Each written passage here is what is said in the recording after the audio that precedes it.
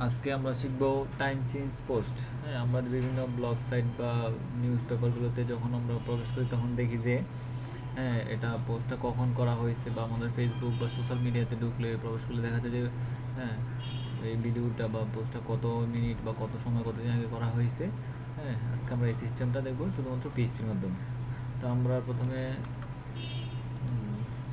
Local হোস্টে গিয়ে আমাদের ডাটাবেসটা create করে নিচ্ছি।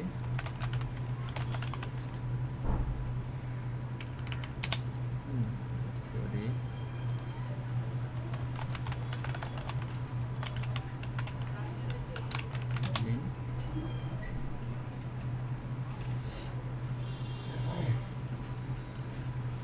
তো আমরা এখানে লার্ন পিএইচপি নামে একটা ডাটাবেস নিয়েছিলাম। তো আমরা এই ডাটাবেসের ভিতরে আমরা আমাদের টেবিলটা দিচ্ছি। হ্যাঁ, আমরা এখানে টেবিলটার নাম দিচ্ছি time change post. Time change post. হ্যাঁ, টাইম চেঞ্জের পোস্টে আমরা কী কী রাখবো? আমাদের পোস্টের একটা আইডি বা সিরিয়াল নাম্বার থাকবে, তারপরে ওই পোস্টটা আর আমাদের সময়টা থাকবে। তো আমরা 4টায় নিচ্ছি। পরে আমাদের অপ্রয়োজন হলে ডিলিট করে দিতে পারবো। আমি প্রথমে থেকে আইডি দিচ্ছি, তারপরটা দিচ্ছি টাইটেল বা পোস্ট টেক্সট, যাই কিছু দিতে পারেন। তো আমি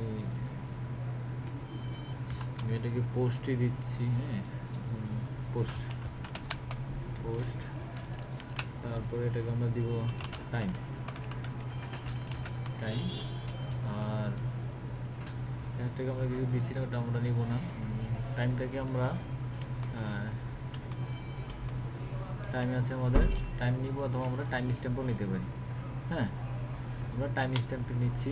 আর এখান থেকে আমরা এটাকে আমরা টেক্সট নিচ্ছি, আর এটা ইন্টিজার থাকবে।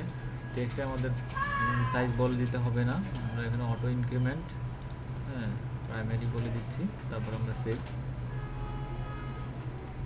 এই যে দেখুন আমাদের টাইম চেঞ্জ টেবিলটা ক্রিয়েট হয়ে গেছে, আমরা স্ট্রাকচার দেখতে পাচ্ছি। তাই আমরা এখন নোটপ্যাড ওপেন করে আমরা আমাদের প্রয়োজনীয় ফাইলগুলো নিচ্ছি।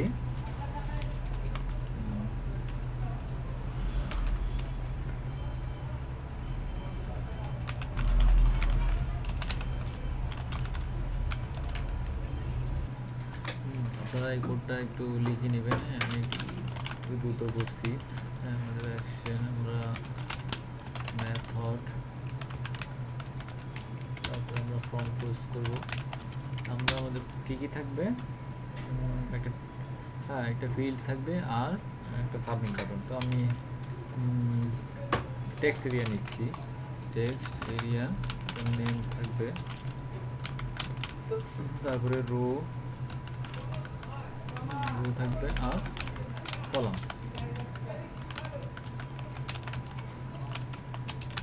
টেক্সট এরিয়া আর আমার একটা সাবমিট বাটন। হ্যাঁ,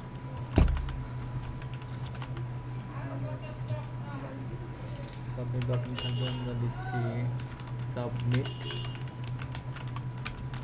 তারপর আমরা সাবমিটের ভ্যালু দিচ্ছি, আর সাবমিট বাটন নামটাও দিতে পারি, নেম। এই ফিল্ড রাখছি, আমরা ইচ্ছে হলে দিব পরবর্তীতে। আচ্ছা, আমরা যদি এখন এটাকে সেভ করি, আমরা কোথায় সেভ করবো? আমাদের লোকাল হোস্টে। হ্যাঁ, সি ড্রাইভে জাম্পের ভিতরে htdocs আমরা এখানে আচ্ছা টাইম সিস্টেম একটা ফোল্ডার নিচ্ছি। টাইম চেঞ্জ পোস্ট, আমি এটার নাম দিব index.php। আচ্ছা, আমি এটা দিচ্ছি পোস্ট, রো দিচ্ছি আমি 19, আর কলস দিলাম আমি 9। ভ্যালু দিলাম, আমি এটা পোস্ট দিলাম, আর এখানে সাবমিট বাটনের নামটা সাবমিট দিচ্ছি। হ্যাঁ, আপনার ইচ্ছা করলে আপনারা যে কোনো নাম দিতে পারেন। এখানে বডি লেখাটা ভুল হয়েছে। আচ্ছা, এখন আমি যদি আমার ব্রাউজারে গিয়ে এটা ওপেন করি,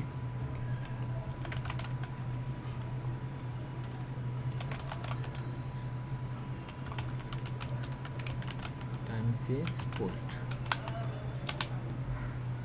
দেখুন আমার এসেছে। এটা একটু সুন্দরভাবে আসলে ভালো হতো না? তো আমরা এটাকে সেন্টারে নিয়ে নিচ্ছি, যেন আমাদের সেন্টার। আমরা এখানে একটা টাইটেল দিয়ে নিচ্ছি, এতটুকু সেন্টারে দিব।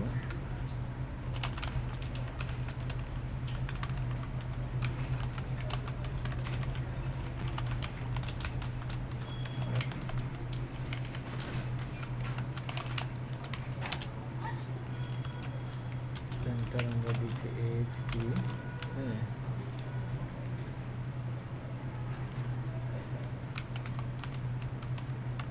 টেক বন্ধু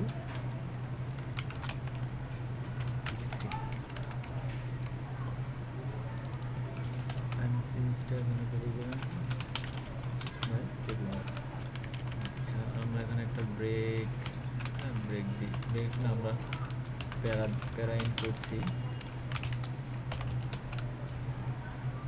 আমরা যদি ব্রাউজারে গিয়ে রিফ্রেশ করি, হ্যাঁ এটা আসছে। আমরা পুরোটাকে আর একটু কমিয়ে দেবো।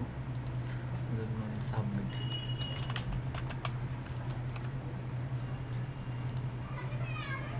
পোস্ট আমাদের এটাকে আমরা একটু ঘুরিয়ে ফিরিয়ে দেওয়ার চেষ্টা করি। হ্যাঁ, আমরা এখানে এটাকে 19 না দিয়ে এটাকে দিব 10, আর এটাকে 19 বা 20 দেওয়ার চেষ্টা করি, দেখি এবার কী বলে।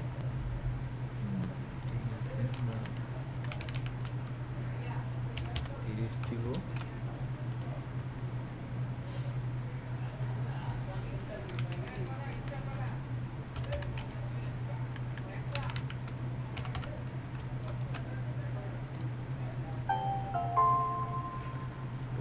হ্যাঁ, আমরা এরকমই রাখছি, আমাদের বেশি কিছু করবো না। আমরা শুধু দেখবো যে আমরা টাইম চেঞ্জের পোস্টটা হচ্ছে কি না। ও আরেকটা জিনিস,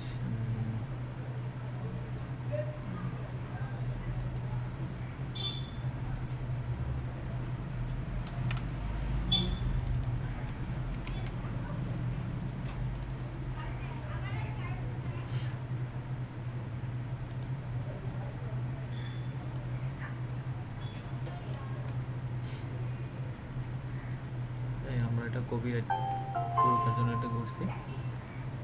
আমরা আস্তে আস্তে যখন এই প্রজেক্টটা আপনাদেরকে দেখাবো, জামার মধ্যে আমরা এটা করেছি। আচ্ছা, এখন আমাদের বিষয়টা না, আমরা পিএইচপি শিখতেছি।